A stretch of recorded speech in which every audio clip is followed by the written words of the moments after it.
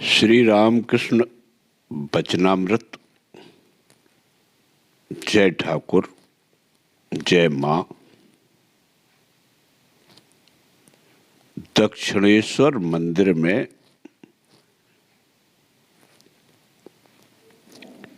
श्री रामकृष्ण देव दो एक भक्तों के साथ कमरे में बैठे हुए हैं।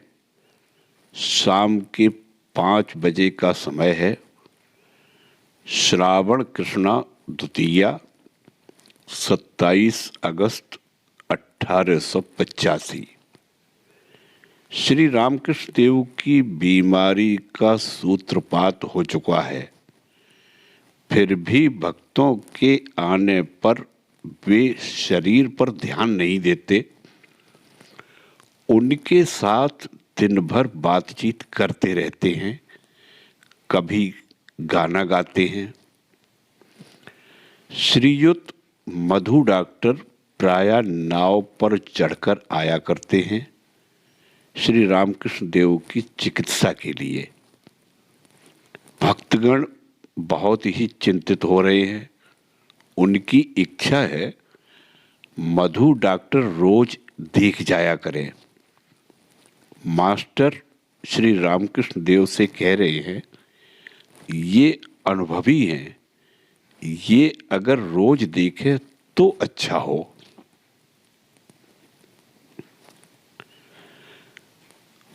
पंडित श्यामापद भट्टाचार्य ने आकर श्री रामकृष्ण देव के दर्शन किए।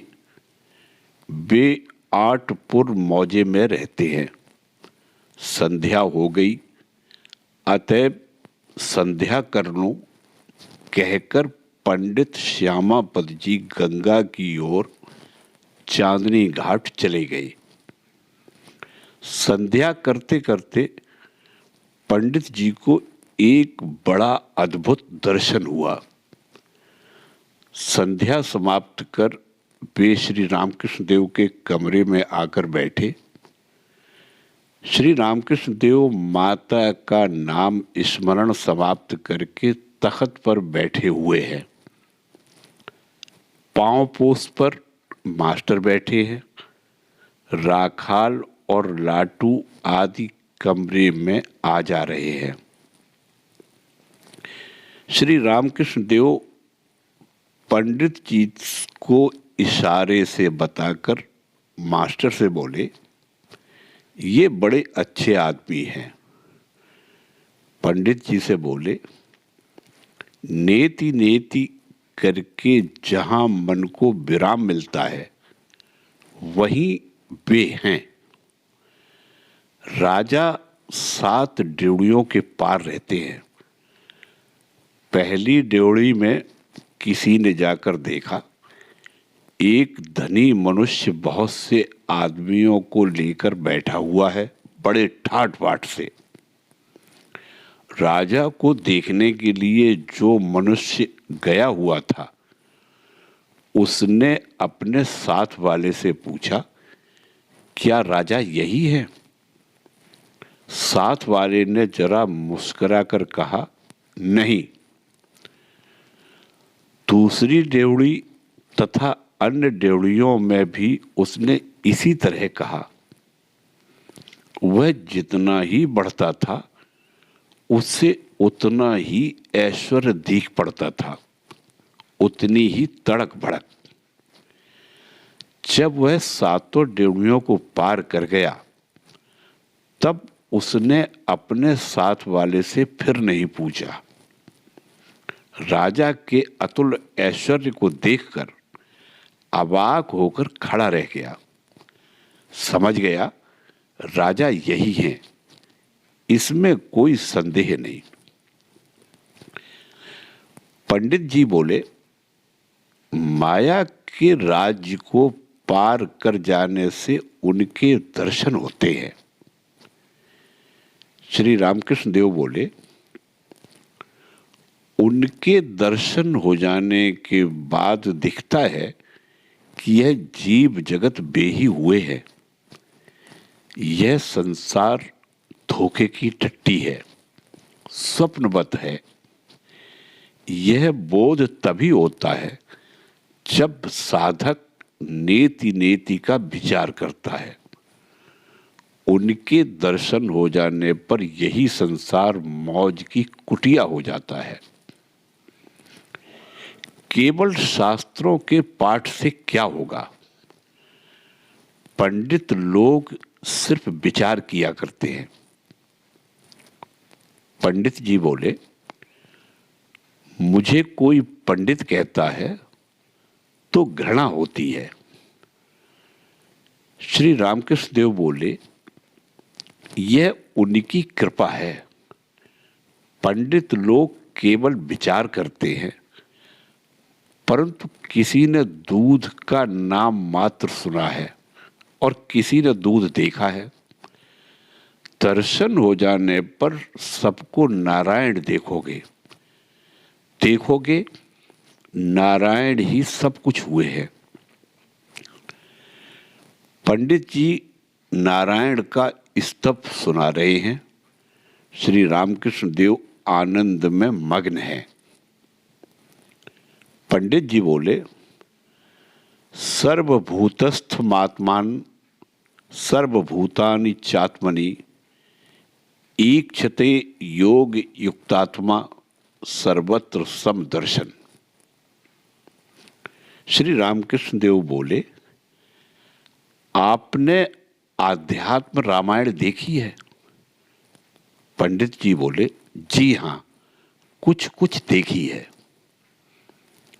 श्री रामकृष्ण देव बोले, ज्ञान और भक्ति से वह पूर्ण है। शबरी का उपाख्यान, अहिल्या की स्तुति सब भक्ति से पूर्ण है। परंतु एक बात है, वे विषय बुद्धि से बहुत दूर हैं। पंडित जी बोले,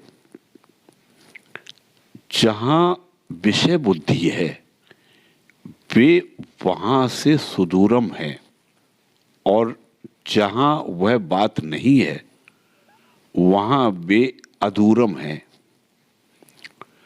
उत्तरपाड़ा के एक जमींदार मुखर्जी को मैंने देखा। उम्र पूरी हो गई है और वह बैठा हुआ उपन्यास सुन रहा था। श्री रामकृष्ण देव बोले, आध्यात्म में एक बात और लिखी है, वह यह कि जीव जगत वे ही हुए हैं। पंडित जी आनंदित होकर यमलार्जुन के द्वारा की गई इसी भाव की स्तुति की आवृत्ति कर रहे हैं। श्रीमद् भागवत के 10वें स्कंद से कृष्ण कृष्ण महायोगिन त्वमाद्य पुरुष परः व्यक्ता व्यक्तमिदं विश्वरूपं ते ब्रह्मणो विदु त्वमेक सर्वभूतानां देह स्वात्मेन्द्रियेश्वर त्वं महान प्रकृति सूक्ष्मा रज सत्वतमो मयि त्वमेव पुरुषोध्यक्ष सर्व क्षेत्र विचारविद। स्तुति सुनकर श्री रामकृष्ण देव समाधि मग्न हो गए। खड़े हुए हैं, पंडित जी बैठे हैं। पंडित जी की गोद और छाती पर एक पैर रखकर श्री रामकृष्ण देव हंस रहे हैं।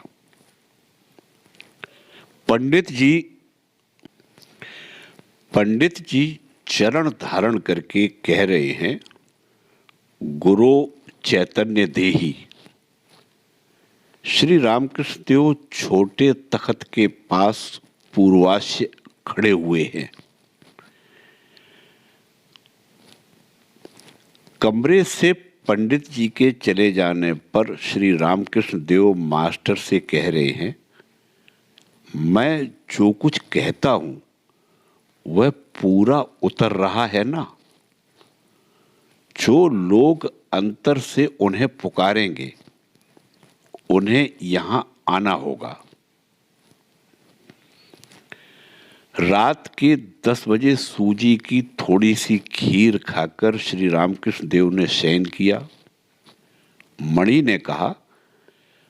मणि से कहा, पैरों में जरा हाथ तो फेर दो। कुछ देर बाद उन्होंने देह और छाती में भी हाथ फेर देने के लिए कहा। एक झपकी के बाद उन्होंने मणि से कहा, तुम जाओ सो, देखूं अगर अकेले में आंख लगे। फिर रामलाल से कहा, कमरे के भीतर मणि और राखाल चाहे तो सो सकते हैं। सवेरा हुआ। श्री रामकृष्ण देव उठकर माता का स्मरण कर रहे हैं। शरीर अस्वस्थ रहने के कारण भक्तों को वह मधुर नाम सुनाई न पड़ा।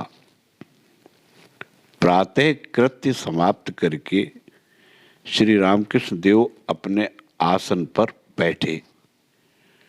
मणि से पूछ रहे हैं, अच्छा रोग क्यों हुआ? मणि बोले, जी आदमी की तरह अगर सब बातें न होती तो जीवों में साहस फिर कैसे होगा? वे देखते हैं इस देह में इतनी बीमारी है, फिर भी आप ईश्वर को छोड़ और कुछ नहीं जानते। श्री रामकृष्ण देव हंसते हुए बोले, बलराम ने भी कहा, आप ही को अगर यह है तो हमें फिर क्यों नहीं होगा? सीता के शोक से जब राम धनुष न उठा सके तब लक्ष्मण को बड़ा आश्चर्य हुआ, परंतु पंचभूतों के फंदे में पड़कर ब्रह्म को भी आंसू बहाना पड़ता है। मणि बोले, भक्तों का दुख देखकर यीशु भी साधारण मनुष्यों की तरह रोए थे। श्री रामकृष्ण देव बोले, क्या हुआ था? मणि बोले, जी मार्था और मेरी 2 बहनें थी, उनके एक भाई थे लेजेरस। ये तीनों यीशु के भक्त थे।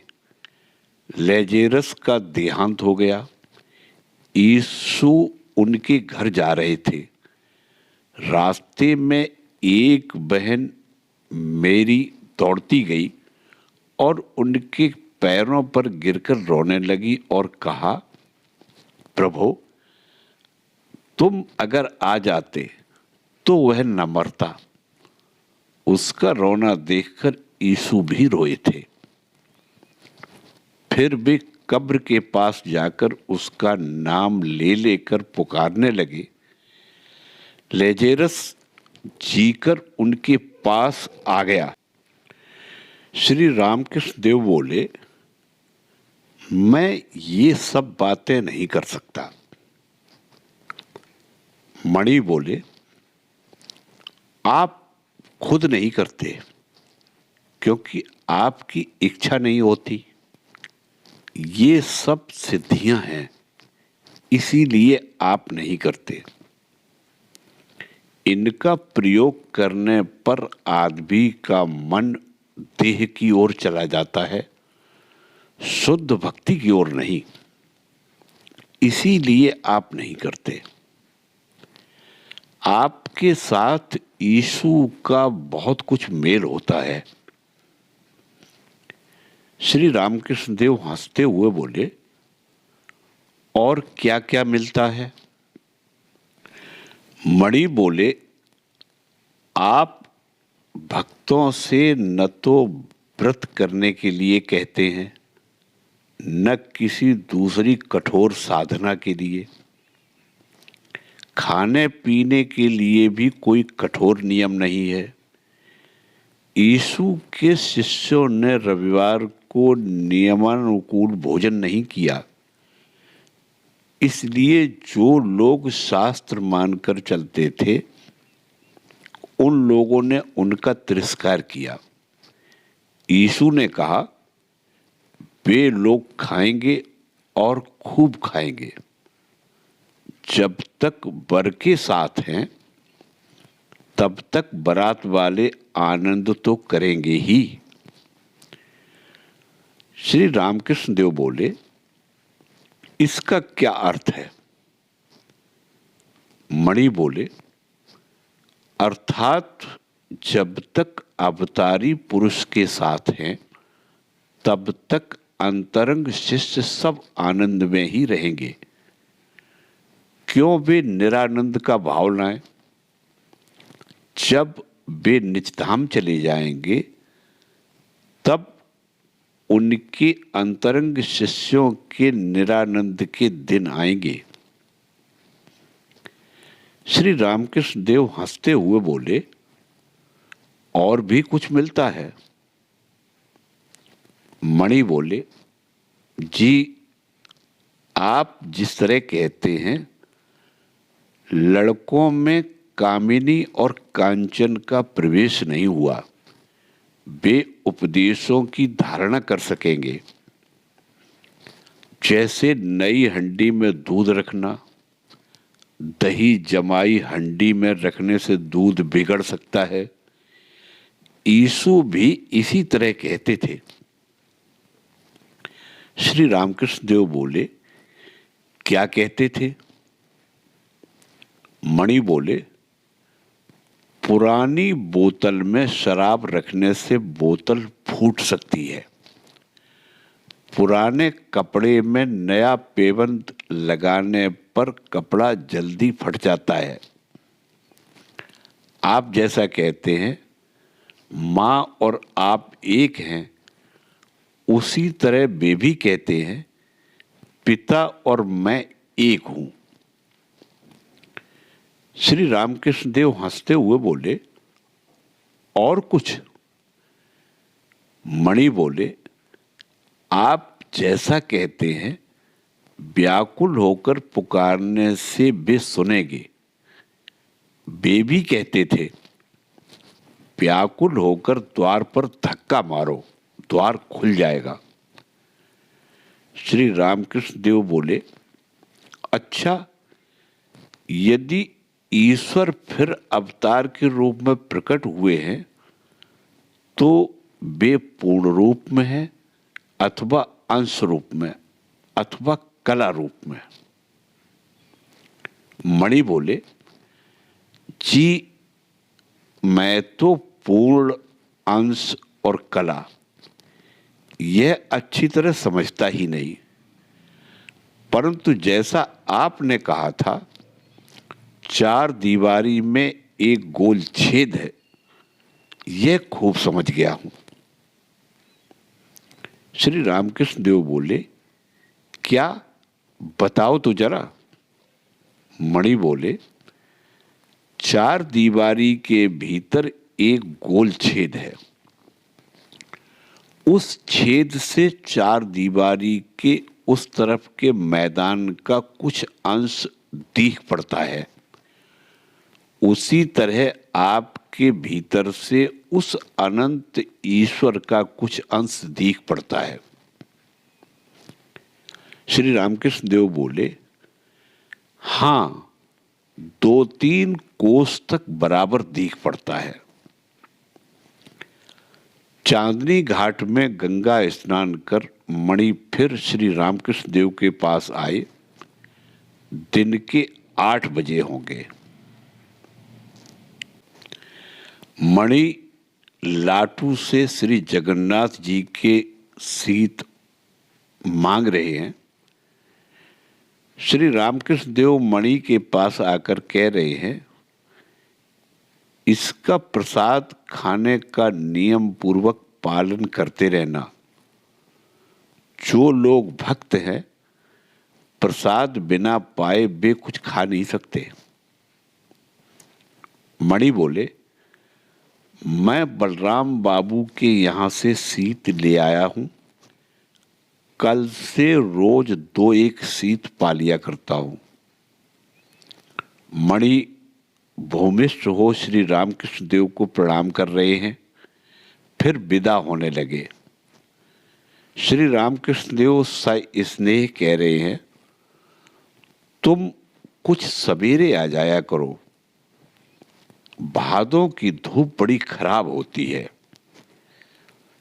जय ठाकुर, जय मां।